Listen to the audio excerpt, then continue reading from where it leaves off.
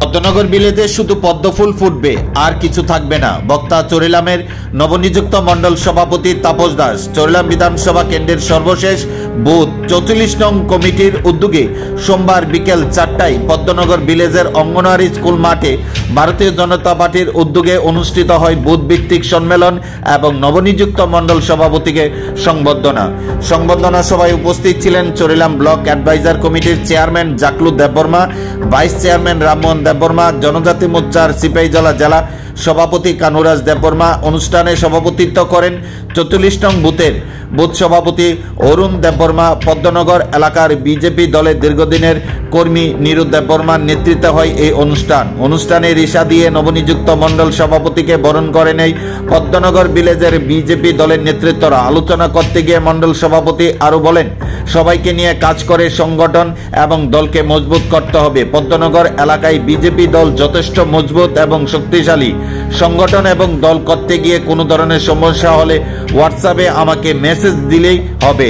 কষ্ট করে শীতের মধ্যে কোনো কর্মী অথবা নাগরিককে আমার বাড়িতে যেতে হবে না। আমাকে ফোন করলে মেসেজ করলে আমি সঙ্গে সঙ্গে চলে আসব।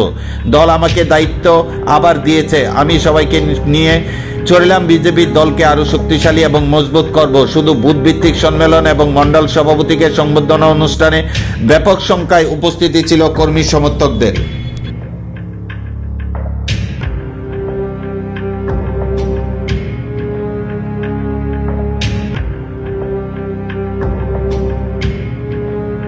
যারা আমাকে চেনেন, আমিও তাদেরকে চিনি 8-9 বছর ধরে, যাদের সঙ্গে আমি 2014 সন থেকে ভারতীয় জনতা পার্টির সাথে যুক্ত ছিলাম। 2014 সনে আমি নরেন্দ্র মোদীজি সরকার হওয়ার পরে ত্রিপুরাতে যখন পঞ্চায়েত নির্বাচন হয়েছিল, আমি তখন পঞ্চায়েতের প্রার্থী ছিলাম। 2017-তে আমি ভারতীয় জনতা পার্টি চরিলাম মণ্ডলের দায়িত্ব ভার আমাকে দেয় পার্টি। 2019 অব্দি আমি দায়িত্ব সামলেছিলাম। তারপর আমি জেলা কমিটির সেক্রেটারি আবার পদে আমি যাই। দেন আবার এখন দল আমাকে আবার সেই দায়িত্বটা দিয়েছে আপনাদের মাঝে এসে পার্টির কাজ করার জন্য। দল দায়িত্ব দিয়েছে আমাকে চেয়ারে বসে থাকার জন্য নয়। আমাকে যারা চেনেন, যারা আমার সঙ্গে বিগত দিন কাজ করেছেন, 2-2.5 বছর আমি ছিলাম, আর এখন আবার আমি আসছি। আমি 23 তারিখ আমার দায়িত্ব দিয়েছে। 23 তারিখ থেকে আজকে 5-6 তারিখ আমি প্রত্যেক দিন প্রত্যেকটা জায়গায় যাচ্ছি। যারা যে সমস্ত কার্যকর্তার সঙ্গে আমি 7-8 বছর ধরে কাজ করেছিলাম, আমি যখন চরিলাম দায়িত্ব ছিলাম, অনেক লোক, বয়োজ্যেষ্ঠ লোক আমাদের মাঝে নেই। তার মধ্যে আমাদের জনজাতি মোর্চার প্রাক্তন সভাপতি যিনি ছিলেন এই মণ্ডলের, সুদন্ত দেববর্মা, গত 3 দিন আগে, মানে 1 তারিখ নববর্ষের দিন আমি আমার দলের সমস্ত নেতৃত্বদের সঙ্গে আমি ওর বাড়িতে যাই। আমি যখন মণ্ডল সভাপতি ছিলাম, ও ছিল জনজাতি মোর্চার প্রেসিডেন্ট। আজকে আমি আবার প্রেসিডেন্ট হয়েছি, তো ও আমার সাথে নেই। আমি নববর্ষের প্রথম দিন ওর বাড়িতে আমি যাই, ওর পরিবারের সঙ্গে আমি সাক্ষাৎ করি। তৎসঙ্গে আরো যারা আমাদের সঙ্গে যারা ছিল, আমি যাওয়ার চেষ্টা করছি। পুরা চরিলামে একদিনে যাওয়া তো সম্ভব নয়। আমি যাওয়ার চেষ্টা করছি সবাই সঙ্গে, এবং সবাই পাশে থাকার, সেই সমস্ত পরিবারের পাশে থাকার আমি চেষ্টা করছি।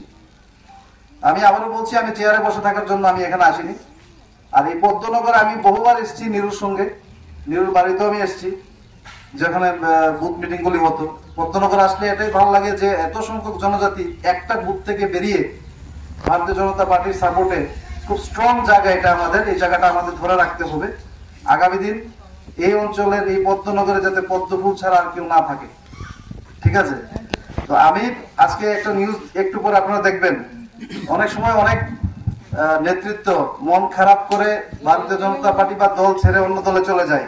আমরা দেখি গত বছর খানেক আগে আমাদের দলেরই বিধায়ক ছিলেন অরুণ চন্দ্র ভৌমিক, উনি কংগ্রেস দলে গিয়েছিলেন, আজকে আবার বিজেপি দলে এসে সামিল হয়েছেন, ঠিক আছে?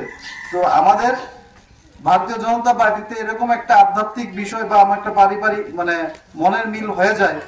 যারাই আমরা এই দলের সঙ্গে হয়তো অনেক সময় মনোমালিন্য থাকে, আবার এই দলে আমরা ফিরে আসতে চাই, ঠিক আছে? তো আমি এই অঞ্চলের সমস্ত মানুষ, মা বোনরা যারা আজকে এসছেন, যারা বয়োজ্যেষ্ঠরা এসছেন, যুবক ভাইরা এসছেন, আমি সবার কাছে একটা অনুরোধ করব, ভারতীয় জনতা পার্টি আগামী আরো 4 বছর আমাদের সরকার আছে, আইপিএফটি মথার সঙ্গে আমাদের যে অ্যালায়েন্স, আরো 4 বছর আমরা এখানে আছি।